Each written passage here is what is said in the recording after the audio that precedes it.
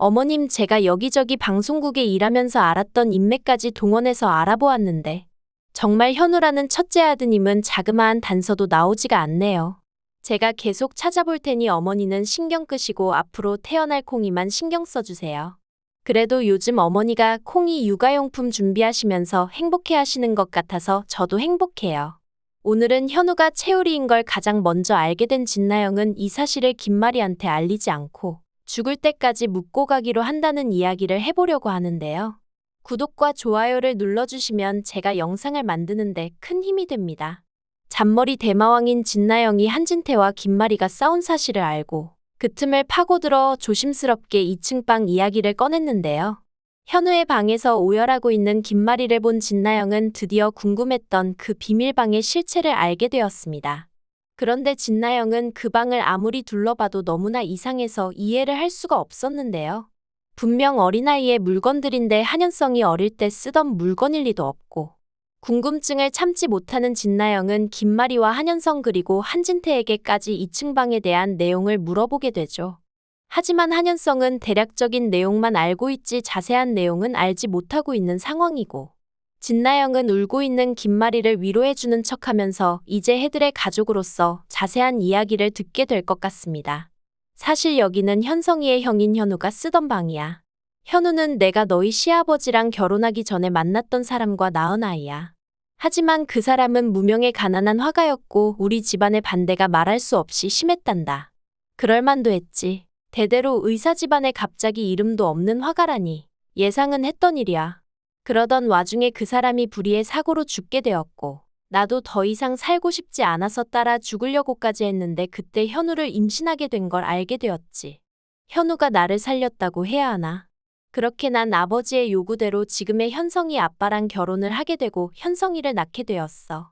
그런데 내가 현성이를 낳고 산후 우울증이 심해져서 해들 별장에 자주 가서 쉬고는 했는데 그날 하필 현우는 몸이 안 좋아서 집에서 쉬고 현성이만 데리고 별장에 갔는데 현우가 없어진 거야. 그렇게 감쪽같이 없어진 현우는 벌써 30년째 돌아오지 않고 있단다. 현우를 찾으려고 전단지도 뿌려보고 할 수 있는 건 다 해봤는데 찾을 수가 없었어. 이렇게 된 게 남편의 잘못은 아니지만 난 아직도 용서가 안 돼. 그날 그 사람이 현우를 잘만 챙겼어도 이런 일은 없었을 거란 말이야. 자기 핏줄이 아니었어도 현우를 잘 키워주겠다고 해서 나도 결혼을 결심하게 된 거고. 그 후로도 현성이한테 하는 것만큼 현우한테도 잘하긴 했지만 현우가 사라진 이후로 우리 부부 사이도 차가워졌지 뭐. 이혼을 결심할 만큼. 하지만 지금 한진태 병원장만큼 해들병원을 잘 이끌어줄 사람도 없는 게 현실이고. 그래서 나도 이혼을 꾹꾹 참고 있는 거야. 모든 사실을 알게 된 진나영은 매우 어렵겠지만 큰 결심을 하게 되는데요. 어머님, 현우라는 첫째 아드님이 올 수가 없어서 이렇게 콩이를 보냈나 봐요. 여기 이 방을 30년이나 지켜오셨는데 하루아침에 비우시는 게 정말 힘드신 일인 거 저도 알아요. 괜찮으시다면 제가 이 방을 비우는 일을 대신해도 될까요? 김마리도 한진태와의 이혼은 절대 하고 싶지 않은 상황이라 어렵게 큰 결정을 내리게 될 것 같습니다. 진나영은 현재 이 집에 애를 무기 삼아 들어오긴 했지만 한현성도 딱히 애한테 관심도 없는 것 같고 그나마 김마리가 콩이 때문에 말이나 받아주는 투명인간이나 다름이 없는데요. 할 수 있는 거라고는 아버님과 어머님 좋아하시는 반찬 사다 바치는 건데 그것도 영 시원치 않고요. 거기에다 한진태는 정말로 콩이가 세상 밖으로 나온 후 유전자 검사를 해서 한현성의 아이가 맞다는 확인이 되어야 며느리로 인정해줄 모양인 것 같죠. 진나영은 어떻게 해서든지 이 집에서 며느리로 인정받기 위해 현우를 한번 찾아보기로 하는데요. 정말 현우라는 사람만 찾게 된다면 진나영은 이 집안의 가장 실세인 김마리의 평생 은인이 되기 때문이죠. 30년 전에는 사람 많은 곳에서 전단지 돌리고 전봇대에 벽보를 붙여가며 전화만 기다리는 상황이었지만 지금은 시대가 많이 바뀌었는데요. 어릴 적 사진을 보정해서 30년 후 사진의 몽타주도 만들 수 있고 유전자를 등록해 놓을 수 있는 정도로 세상이 바뀌었잖아요. 진나영은 김마리가 실망을 할 수 있으니 이야기는 하지 않고 틈틈이 현우 찾기에 나서게 되는데요. 하지만 30년 전에도 찾지 못해 실종으로 미제 사건이 되어버린 현우를 찾기는 낙타가 바늘구멍을 통과하는 것만큼 어려운 일이겠죠. 그렇게 별 성과 없이 시간이 흘러가고 있다가 진나영은 뜻밖의 전화를 한 통 받게 되는데요.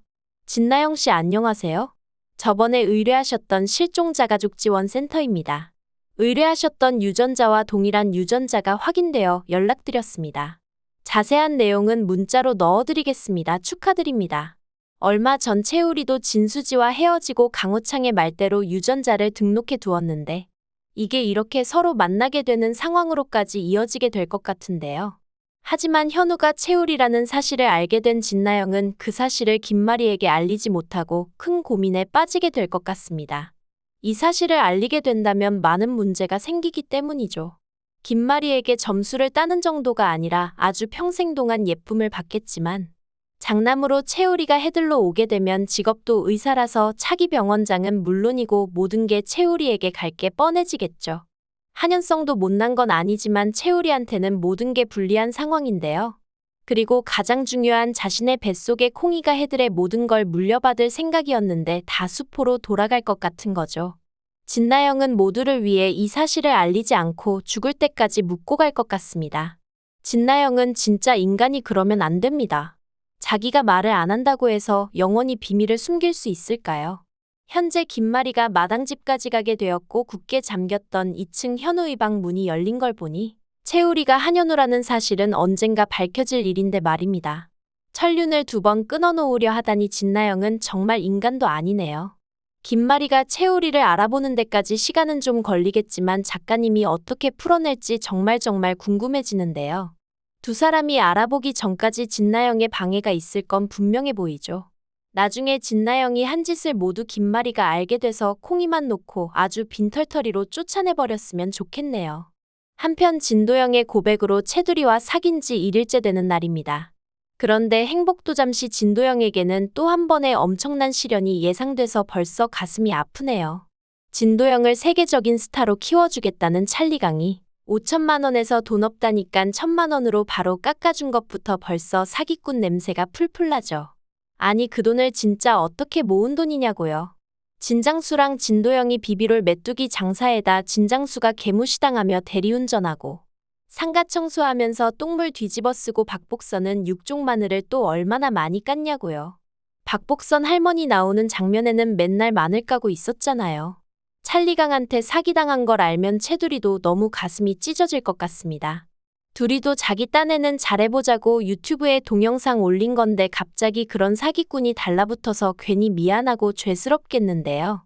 이제 사귄 지 1일 됐는데 이러다 100일은 갈 수 있을지 모르겠습니다. 하지만 채두리가 오히려 진장수랑 진도영보단 아주 똑부러지는 면이 있죠. 예전에 방송국에서 일할 때도 진나영이 옷 가지고 사기친 걸 1인 시위하면서 아주 통쾌하게 복수했었잖아요. 이번에도 채두리가 나서서 이 문제를 해결해 줄 수 있을지 기대가 되는데요. 지금 두리와 도영이는 안 그래도 나중에 부모님들이 알게 되면 분명 반대할 텐데 벌써부터 난관에 봉착하니깐 참 안타깝네요. 아무쪼록 요즘 수지 맞은 우리의 행복한 에피소드가 좀 부족한 것 같은데 앞으로는 다소 통쾌하고 시원한 전개가 있었으면 좋겠네요.